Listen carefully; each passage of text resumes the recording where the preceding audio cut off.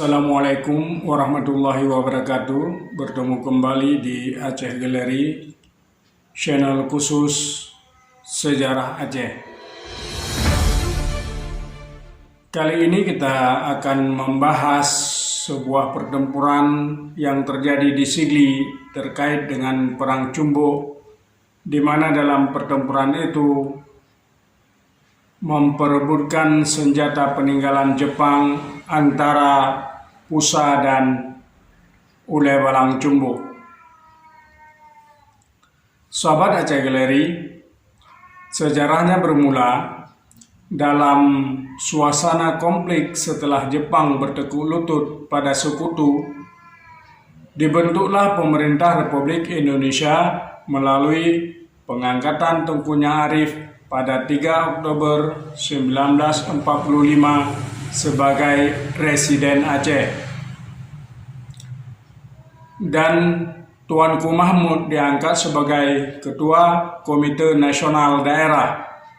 Berbarengan dengan itu, kelompok intelijensia muda dan ulama pembaharuan Pusa dan minoritas pendatang yang mendiami pusat pertumbuhan sejak zaman kolonial membangun barisan-barisan perjuangan, organisasi atau partai politik untuk mendukung negara Republik Indonesia. Di antara badan pejuang atau organisasi yang terkemuka waktu itu adalah Pesindo, Partai Sosialis Indonesia, bahan sebelumnya dari Pemuda Rakyat Indonesia (PRI) dan BPI, yang ketika itu dipimpin oleh Ali Hashimi, guru madrasah pendidikan Islam Selimung dan redaktur Aceh Simbun, koran milik penjajah Jepang. Mujahidin dipimpin oleh Tengku Muhammad Daud Bereh dan TM Amidan, serta PNI dipimpin oleh Suratno, bekas guru sekolah menengah, dan Amel. Perubahan situasi yang begitu cepat membuat Ulebalang, terutama yang dirugikan selama penjajahan Jepang, merasa cemas dan ragu. Masalahnya, pemerintah Republik Indonesia belum terorganisir dengan rapi, dan Sekutu telah menduduki Medan dan Sabang. Sementara lawan politik mereka dalam pakaian baru, terutama Pesindo dan Mujahidin, bukan saja mempunyai jaringan di setiap negeri, tetapi juga mengerahkan massa, mempersenjatai diri, melakukan perondaan, dan menarik pajak nanggro, yang dalam kacamata mereka merupakan wewenang Ulebalang. Keraguan mereka kepada KND diperbesar oleh posisi Tuanku Mahmud sebagai Ketua Komite Nasional Daerah, karena pertentangan pribadi antara Ulebalang DPD dengan Tuanku Mahmud sejak tahun 1939. Para Ulebalang DPD dan sebahagian pesisir Aceh Utara pun mengorganisir pula pengikutnya dalam sebuah wadah. Atas inisiatif Tengku Ahmad Danu dan Tengku Cut Hasan, mereka pada bulan November 1945 membentuk sebuah organisasi di Kutaraja bernama Pembangunan Indonesia. Pada bulan November 1945, Tengku Laksamana Umar Nyong membentuk cabang organisasi itu di Lima Mukim Nyong. Bersamaan dengan itu, Tengku Dabo Cumbuk Guncu Langmelo membangun organisasi milisi di Lamelo dengan diberi nama BPK, Badan Penjaga Keamanan. Tengku Syekh Abdul Latif Guncu Luk Semawe membentuk organisasi GPTR, Gerakan Persatuan Tenaga Rakyat. Kesatuan-kesatuan milisi serupa juga dibentuk di Meredu oleh Guncu Meredu, Tengku Syekh Mahmud, baik di residen atau provinsi yang tersita perhatiannya dengan soal evaluasi serdadu Jepang dan kedatangan Belanda, atau sekutu benar-benar tidak mampu mengontrol situasi di lapangan. Sehingga daerah di mana kedua organisasi saling mengungguli lawan. Menurut Ulebalang, aksi-aksi saingannya Pesindo dianggap sebagai campur tangan urusan dalam negeri pemerintahan Ulebalang. Sementara menurut milisi Pesindo, sikap dan tindakan Ulebalang yang mempersulit atau mengintimidasi gerakan mereka berpihak kepada Nika dan sekaligus menentang Republik Indonesia. Ketegangan politik mulai menurus kepada aksi kekerasan terhadap lawan-lawan politik yang mereka pandang berbahaya.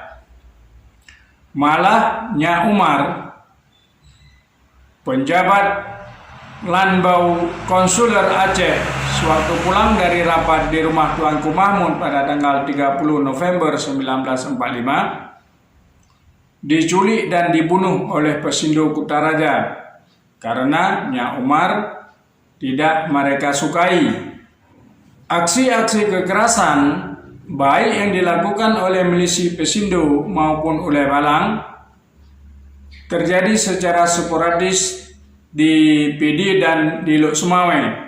Konflik antara mereka yang memanas itu hanya menunggu waktunya saja. Bentrokan fisik mula-mula terjadi di PD di Kota Sigli pada tanggal 4 sampai 6 Desember 1945. Ketika pasukan Ulebalang yang telah memasuki Kota Sigli sejak tanggal 1 Desember 1945 untuk melucuti senjata dari satu kompi Jepang yang mau dievakuasi ke Kutaraja. Pihak milisi Pesindo di bawah pimpinan Hasan Ali memblokir Kota Sigli agar senjata Jepang jangan jatuh ke tangan Ulebalang. Pertempuran antara milisi Ulebalang yang dipimpin oleh Tengku Umar Nyong dengan milisi Pesindo Pusa yang telah menimbulkan jatuhnya korban banyak di pihak Pesindo Pusa. Pertempuran berakhir setelah campur tangan supralokal provinsi dan residen dan Jepang. Senjata rampasan dan keamanan Kota Sigli diserahkan kepada polisi TKL. Sementara para milisi yang bersaing kembali ke daerah masing-masing. Di samping itu, Gubernur Sumatera Tengku Muhammad Hasan datang dari Medan ke Aceh melakukan mutasi untuk menjawab perkembangan politik yang terjadi. Asisten Residen Tengku Cut Hasan diganti dengan Tengku Cik Muhammad Said Cunda. Ketua KND diangkat Mr. SM Amin, seorang advokat dari Mandailing, kelahiran Aceh yang sangat dekat dengan milisi Pesindo dan Pusa. Tuanku Mahmud ditunjuk sebagai residen. Inspektur di Kutaraja Tengku Syik Daud Shah, asisten residen Aceh Timur, diangkat sebagai residen karena Tengkunya Arif sedang cuti karena sakit. Tindakan yang dilakukan oleh Gubernur Sumatera Utara Tengku Muhammad Hasan belumlah mampu meredam konflik yang berlangsung antara kubu yang bersaing karena mereka masih menguasai dan memanggul senjata. Malah permusuhan semakin meningkat karena kedua belah pihak sudah tidak saling percaya, sehingga aksi kekerasan dalam wujud intimidasi, penggeledahan, penculikan, dan penembakan rumah dan bangunan milik lawan politik mereka berlangsung terus tanpa kendali dari pemerintah Republik Indonesia. Pada tahap permulaan, kaum Ulebalang memang berada di atas angin karena posisi sosial dan ekonomi mereka yang cukup tangguh. Akan tetapi mereka tidak solid dalam organisasi. Sebaliknya, lawan mereka, Pesindo dan Pusa, sejak tahun 1939 sudah terorganisir dengan baik dalam wadah Pusa, dengan terbentuknya badan-badan perjuangan, terutama Pesindo. Mereka terjaring luas dengan berbagai kelompok sosial lainnya.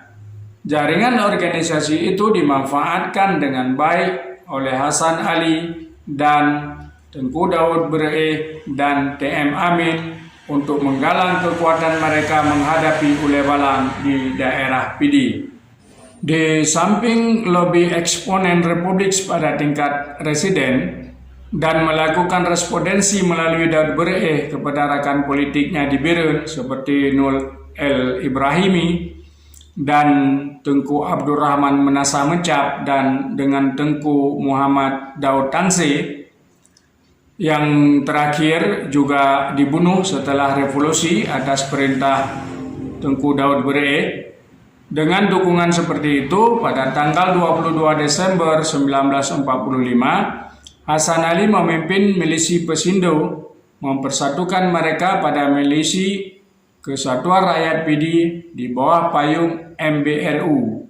Mereka melakukan ofensif terhadap Ulebalang, serangan dari berbagai penjuru sejak tanggal 10 Januari dibantu oleh TKR, berakhir dengan kekalahan Ulebalang.